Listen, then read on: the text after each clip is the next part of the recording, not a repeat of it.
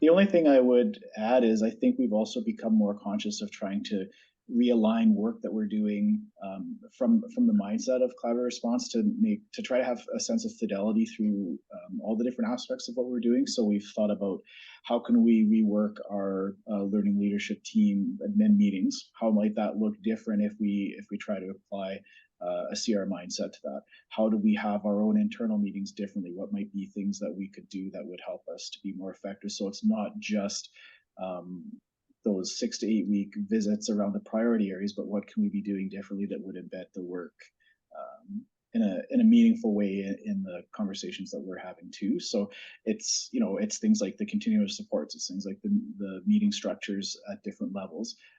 It's things like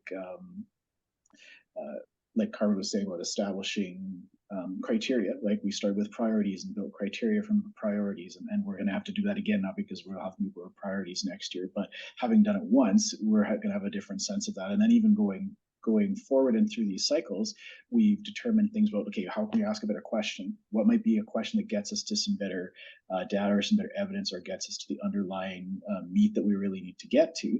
And then thinking about how do we make it cyclical, right? If we have 4 priority visits, how do we make sure that we don't lose track of what we were talking about back in priority number 1 by the time we get to this time of year?